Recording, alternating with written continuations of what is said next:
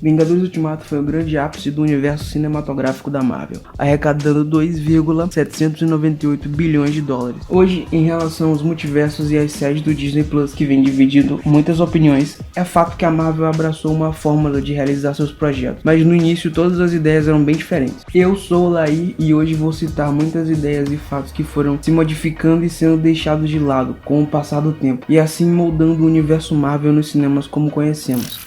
A Marvel, ainda não pensando em um universo compartilhado, muito antes de pensar em produzir o filme do Homem de Ferro, tinha a ideia inicial do começo dos anos 2000 de produzir o filme do Homem-Formiga, porém não tinha total tecnologia para realizar os efeitos de encolhimento com tanta precisão e realismo. O filme seria uma adaptação de muitas histórias do Hank Pym baseadas no que ele é nos quadrinhos, assim não sendo tão receptivo ao público. Então a ideia ficou inviável por muitos anos. Vale lembrar que muitos diretores foram chamados para dirigir o filme de 2015, sendo o qual a Disney optou por deixar mais leve com o protagonista mais carismático e Hank Pym em segundo plano. Em abril de 1990, a Universal Studios comprou os direitos de desenvolver o filme do Homem de Ferro. A ideia inicial era fazer um filme de baixo orçamento. Em fevereiro de 1986, a Century Fox havia adquirido os direitos da Universal. A partir daí, uma série de pessoas se interessaram em produzir e interpretar o personagem. Nicolas Cage e Tom Cruise, por exemplo. O roteiro incluía uma nova origem de ficção científica para o personagem e apresentou MODOK como o vilão. Até o Quentin Tarantino foi abordado para escrever e dirigir o filme, mas a Fox vendeu os direitos para a New Line Cinema, argumentando que já estavam produzindo muitos filmes da Marvel, os quais foram os primeiros filmes dos X-Men. Em 2005, a Marvel Studios começou a desenvolver a partir do zero e anunciou Homem de Ferro como seu primeiro filme independente.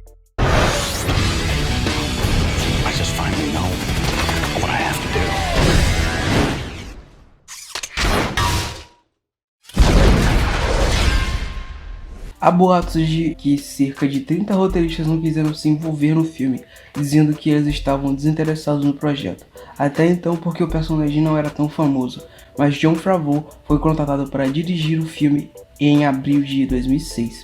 E foi justamente dele que partiu as maiores ideias, tais como o roteiro e a escolha de Robert Downey Jr. para interpretar o Homem de Ferro, e daí em diante tivemos o resultado. Em 2009, a Disney comprou a Marvel e depois de Homem de Ferro e Incrível Hulk, todas as produções seguintes tiveram a mão deles. Vale ressaltar que o primeiro filme do Thor é considerado por muitos o pior da fase 1 da Marvel. Isso porque o filme passou pela mão de 3 diretores diferentes e também foi recusado pelo Guillermo del Toro. Outro detalhe interessante é que, inicialmente, Tom Hiddleston era para ter sido o Thor. A princípio, o Thor não seria um personagem tão carismático. E então Chris Hemsworth foi escalado, mas logo essa ideia do personagem sério foi jogada fora em Thor Ragnarok.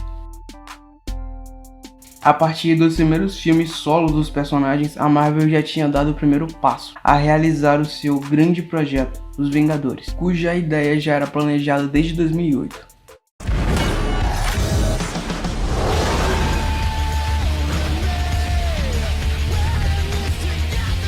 Se não pudermos proteger a Terra, tenha certeza de que vamos vingá-la.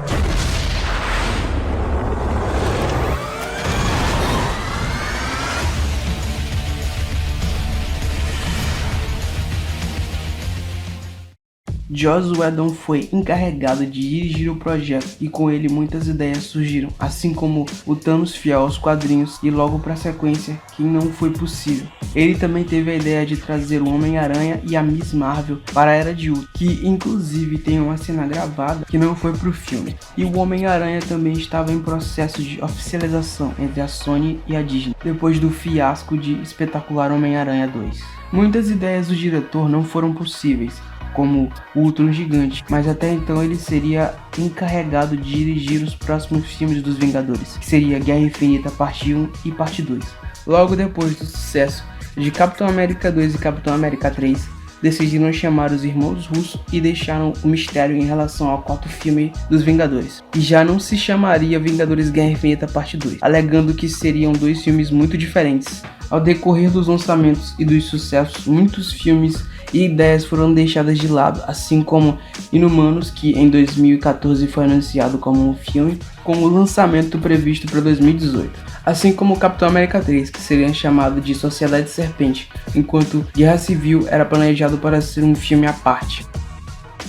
O filme do Pantera Negra já havia sido produzido em 2016, sendo previsto para ser lançado em 2017, porém com um acordo entre Sony e Disney, eles encaixaram o filme do Homem-Aranha no calendário, assim empurrando Pantera Negra para 2018, adiando também o filme do Homem-Formiga e a Vespa.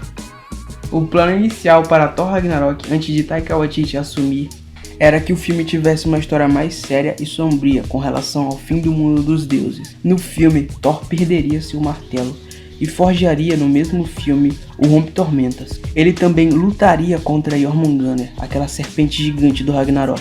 E ao fim de Era de Ultron, era planejado um filme do planeta Hulk, mas os direitos do personagem entre Universal e Disney não foram alinhados, por isso o personagem foi colocado em Thor Ragnarok. A princípio, quem seria enviado para a Terra para alertar o Doutor Estranho sobre a chegada de Thanos seria o Nova, pois até então, o destino de Thor e Bruce seria diferente, de acordo com outro roteiro de Thor Ragnarok.